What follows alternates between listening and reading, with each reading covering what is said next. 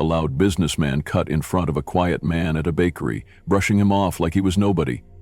He had no idea the man he just disrespected was Keanu Reeves. But it was a stranger's unexpected response that left the entire room and the businessman completely stunned. The soft scent of cinnamon and warm bread filled the tiny neighborhood bakery as sunlight streamed through the front window. The place was small. 3 tables, a display case of freshly baked pastries, and a single register run by a young cashier with flour-dusted sleeves and kind eyes. There was a quiet rhythm to the morning, with customers chatting softly or scrolling their phones while they waited in line. Among them, standing third from the front, was a man who might have been mistaken for anyone. A well-worn jacket, dark jeans, boots that had seen better years. His hair was pulled loosely into a tie, and he stood with his hands in his pockets, quietly studying the chalkboard menu as the line inched forward. Few recognized him. He liked it that way. Keanu Reeves didn't come here to be seen. He came because it was real, the kind of place where the croissants flaked at the touch and the coffee came in mismatched mugs. He waited patiently, barely glancing at the clock, letting the morning pass around him. Then the door burst open with a sound of sharp footsteps and loud conversation. A man in an expensive suit, charcoal gray, perfectly tailored, strode in while barking into a Bluetooth headset, his voice sharp and clipped. "No, Doug," I said, "move the call to 11. I don't care what their schedule is, tell them it's that or nothing." He didn't pause or look around. He made a beeline for the counter, bypassing the 5 people standing in line, including Keanu. The room shifted slightly. A quiet discomfort rippled through the customers. The woman behind Keanu looked up from her phone, brows narrowing. An older man at the back of the line frowned, but no one said anything. Not yet. The cashier, caught mid-smile, blinked as the man dropped his phone to his side and said loudly, "Yeah, give me 2 double hot lattes, a dozen assorted, and whatever your gluten-free option is, and make it fast." "I'm running late," she hesitated. Her eyes flicked to the line, to Keanu, to the man's impatient face. Keanu didn't move. He simply stepped slightly to the side, giving the businessman room. His expression didn't change. He didn't sigh, didn't roll his eyes. He just waited. The businessman didn't even glance his way. To him, Keanu might as well have been invisible. The cashier stammered slightly. Sir? There's actually a line and—" "I don't have time for a line," the man snapped, already tapping his phone again. "You want me to be late for a board meeting over a cinnamon roll?" The cashier opened her mouth, unsure what to say. The room was quiet now. The gentle hum of conversation had disappeared. All eyes had subtly turned toward the counter. Keanu stepped forward slightly, not to intervene, but to offer something rare. "Grace." "It's all right," he said calmly, voice low and warm. "Go ahead. I'm not in a rush." The cashier looked at him, surprised. The woman behind him raised an eyebrow, but Keanu just smiled politely and stepped back again. He could have spoken up. He could have named who he was and shattered the man's arrogance with a single word, but he didn't. That wasn't his way. The businessman didn't even say thank you. He just barked "good" and turned back to his phone, already issuing orders to someone else in a world that revolved entirely around him. And in that moment, no one in the bakery knew exactly who the quiet man with the kind eyes and worn boots was, but they were about to find out. The businessman, now firmly planted at the front of the line as if he had owned the place his entire life, barely looked up as he fired off his demands. "Actually, make that 3 double hot lattes. And do you have oat milk?" "No? Well, figure something out." "People expect options," he muttered, barely pausing between sentences to breathe. His phone was still cradled between his cheek and shoulder, his fingers rapidly scrolling through emails while his voice filled the small bakery, sharp and unrelenting. "Doug, I told you already. Push the call." "No, I don't care what they think. I'm not negotiating with people who still use Outlook." The cashier, visibly flustered, did her best to keep up with the sudden avalanche of changes, punching buttons on the register and scribbling order details while trying to offer a polite smile. Her hands shook slightly as she grabbed a pastry box. Behind the businessman, the room had grown uncomfortably still. The woman behind Keanu crossed her arms and glanced at the man beside her, who shook his head slowly. A child at the end of the line whispered something to his mother, who gently shushed him. Keanu stood exactly where he had been, silent, relaxed, shoulders slightly hunched, as if to make himself even smaller. His eyes remained calm, his hands tucked in his pockets, but his stillness had a presence. He wasn't ignoring the scene, he was absorbing it. Every word, every tone, every dismissive gesture, and yet he gave no sign of anger, only quiet patience. The businessman didn't notice the growing discomfort around him. He didn't care. He waved a hand dismissively when the cashier asked if he wanted his pastries warmed. "Just bag them. I don't have time to wait for people who move like sloths." Seriously, how do you all function at this speed? It's like everyone here is just standing around with nothing better to do. The insult hung in the air like a sour smell. You could feel the shift. Shoulders straightened, eyes sharpened. Even the barista in the back, who had been quietly pouring coffee, paused for a second. The woman behind Keanu let out a short, sharp laugh, more of a scoff really, and the man next to her muttered, "Unbelievable." Still, Keanu said nothing. He didn't flinch, didn't speak, didn't even sigh. He simply glanced once at the cashier, who looked torn between embarrassment and helplessness, and gave her a slight, reassuring nod. It wasn't much, but it steadied her hands. The businessman, oblivious to the tension mounting around him, turned his back toward the rest of the line, checking his reflection in the bakery's display case. He adjusted his cufflinks, then reached into his designer briefcase to pull out a sleek leather wallet. "And make sure it's itemized," he added. "Last time someone rang me up here, I had to explain it to my assistant for half an hour." It's not rocket science. At that moment, something unspoken passed through the room. A silent consensus. The atmosphere was no longer just tense. It was heavy with a quiet kind of outrage. The kind that doesn't explode, but instead simmers beneath the surface, waiting for the moment someone finally says what everyone else is thinking. The businessman had reduced a peaceful morning to a power trip, bulldozing through kindness, ignoring patience, dismissing dignity. And while Keanu never once broke his silence, the people around him were no longer willing to do the same. What the businessman didn't realize, what he couldn't realize, was that by treating a stranger like a nobody, he'd set something much bigger in motion. Because kindness, when tested, doesn't always come back louder. Sometimes it comes back stronger. The air inside the bakery had shifted. The smell of cinnamon and butter still lingered, but now it mixed with something less pleasant. A thick silence, the kind that settles in when a room holds its breath. The businessman stood at the counter, placing his order as if nothing unusual had happened.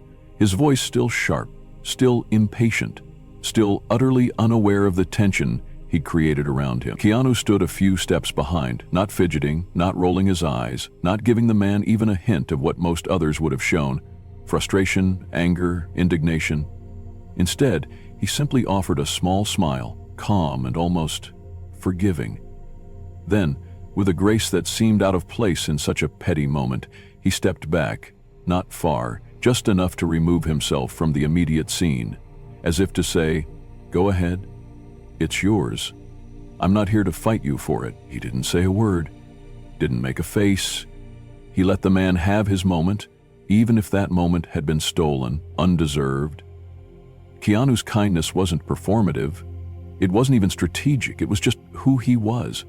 A kind of grace that didn't need recognition to exist. But that quiet dignity wasn't lost on everyone. A few steps back in the line, a young woman watched the entire thing unfold.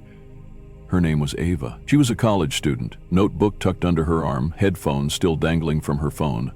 She hadn't meant to be part of anything when she walked into the bakery for her usual chai latte and blueberry muffin. But now, her eyes were locked on the man in the worn jacket who had stepped aside without protest. Something about the moment struck her. Not just the rudeness of the businessman, but the way this stranger had chosen not to meet aggression with ego. There was something unsettling about it. Not because it was wrong, but because it was so rare. Most people, herself included, would have snapped, would have said something, rolled their eyes, let the room know they'd been wronged. But this man hadn't flinched, didn't demand to be seen or heard. He didn't claim his place, and that calm, that strength, it was both beautiful and, in its own way, deeply uncomfortable. The businessman finished rattling off his order, pulled out a platinum credit card, and handed it over without acknowledging the people he had stepped in front of. Not a glance, not a thank you. He just turned back to his phone, muttering about contracts and deadlines, already moving on from the moment as if it had never happened. Eva's eyes shifted from him back to the quiet man still waiting off to the side. He didn't check his phone, didn't pace or sigh. He just waited. Patient still, a presence as steady as the ticking of a clock. Eva couldn't shake the feeling that there was something familiar about him. Not in a celebrity kind of way, but in the way some people carry an energy that lingers. She stepped slightly forward in line, still watching. The cashier caught Keanu's eye and gave him a small, apologetic smile. He returned it, just barely, with a nod that said, "It's okay. I see you." And Eva saw it too. She saw how the man's silence filled the room more completely than any outburst could have. How his calm response had turned what should have been a small act of injustice into a mirror. One that showed everyone around them the kind of people they were choosing to be in that moment. The businessman would never remember it. Not the faces he cut in front of. Not the girl in the hoodie behind him. Not the man in the old jacket with the tired eyes. But Eva would. The cashier would. The quiet man who hadn't defended himself didn't need to, because others were already beginning to feel the urge to do it for him. Something about his stillness stayed with her, and she hadn't even heard him speak. The order had been placed, the card swiped, and the businessman was now drumming his fingers on the counter, muttering about time zones and deadlines to whoever was unfortunate enough to be on the other end of his phone call. He didn't notice the way the bakery had quieted around him. How every pair of eyes had shifted from pastry cases and phones to him, and then to the man he'd cut without hesitation. But Eva noticed. She had watched the entire thing unfold.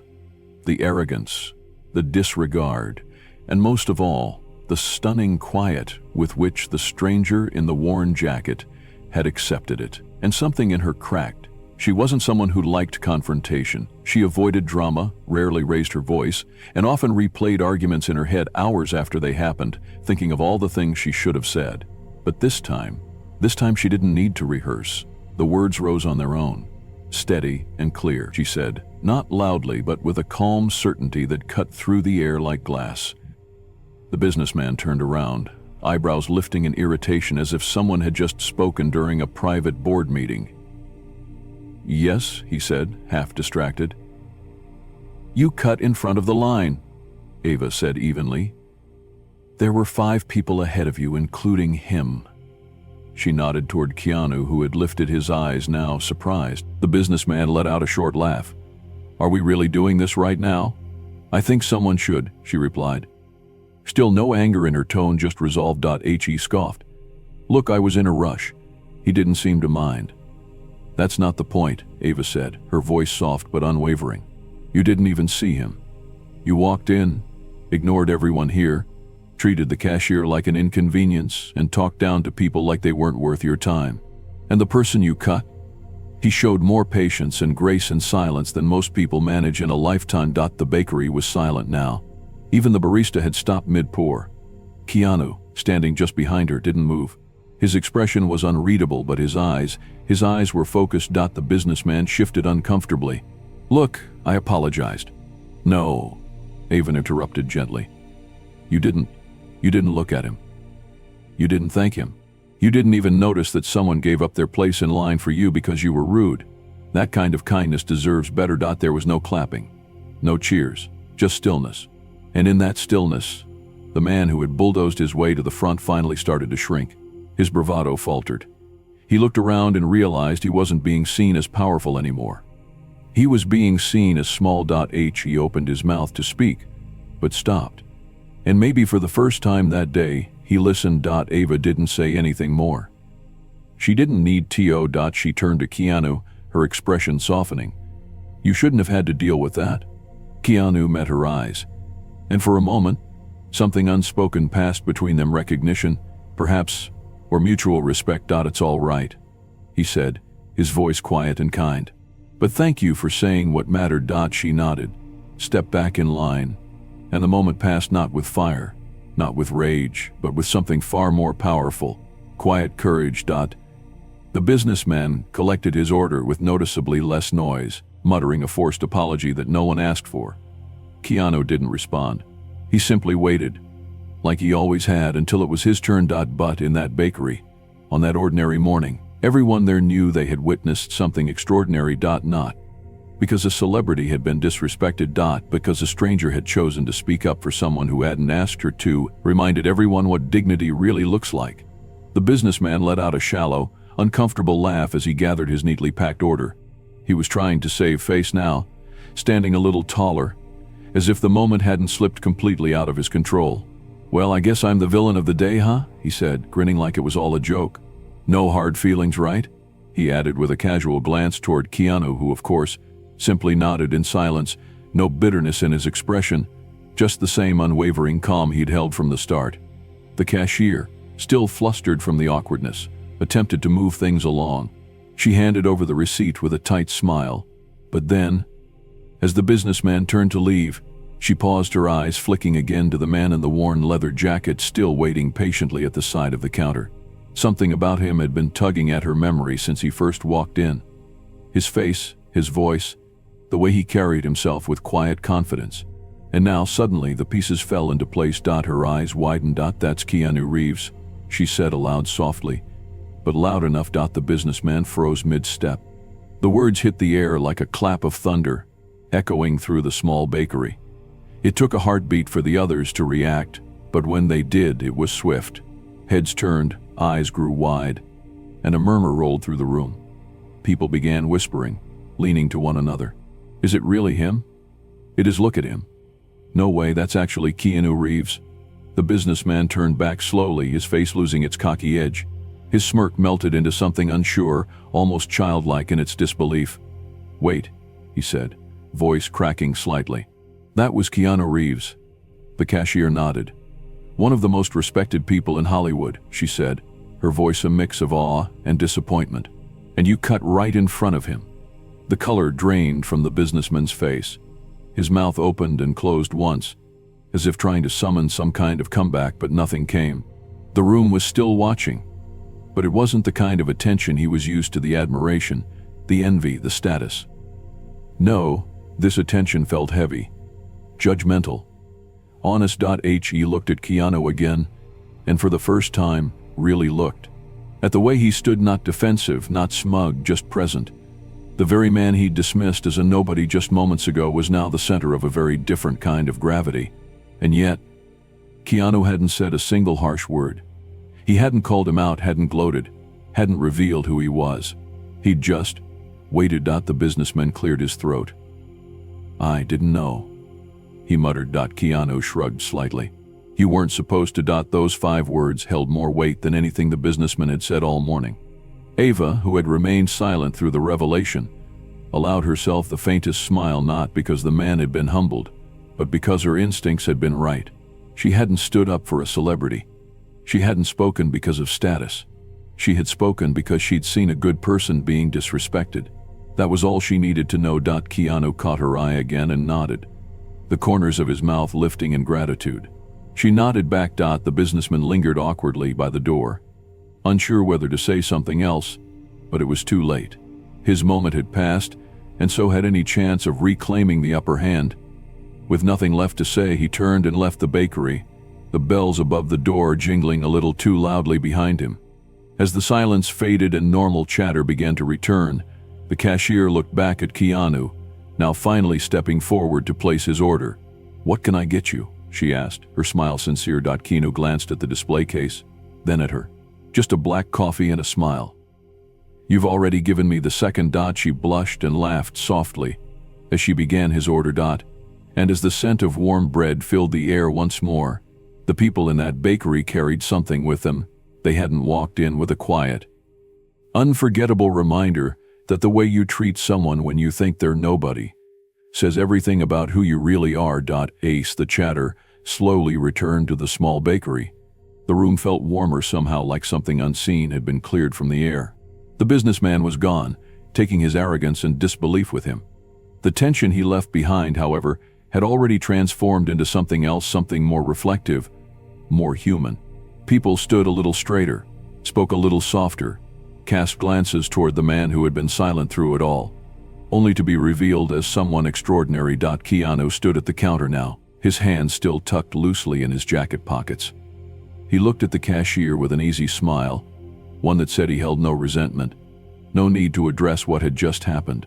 But before she could hand him his coffee, he turned toward Ava. She had returned to her spot in line, but hadn't yet moved, almost uncertain of what to do now that the spotlight had dimmed.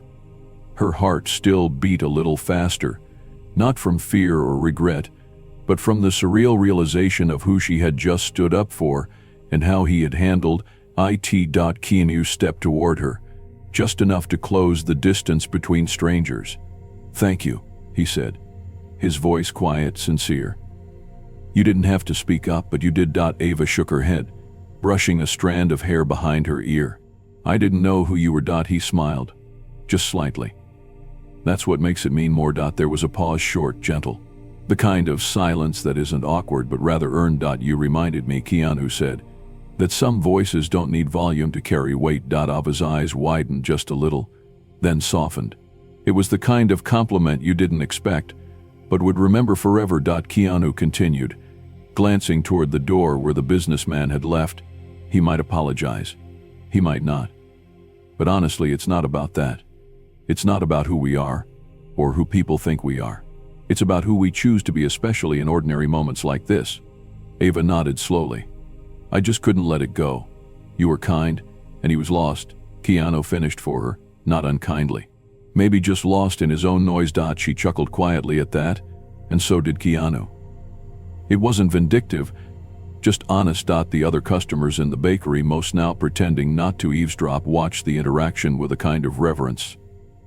The man they had once dismissed as an anonymous face in line was now standing in front of them, not only as a movie star but as someone who didn't need the spotlight to lead. The cashier handed Keanu his coffee, and he gave her a soft thank you, reaching into his wallet to pay.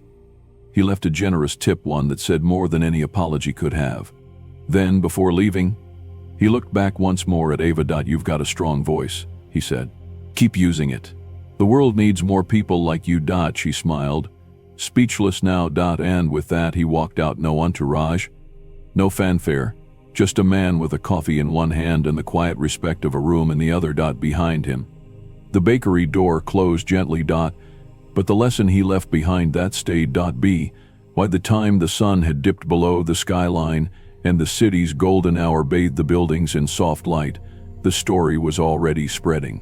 A teenager who'd been sitting quietly at the back of the bakery that morning, hood up, earbuds in, phone balanced in hand, had caught most of the interaction on video.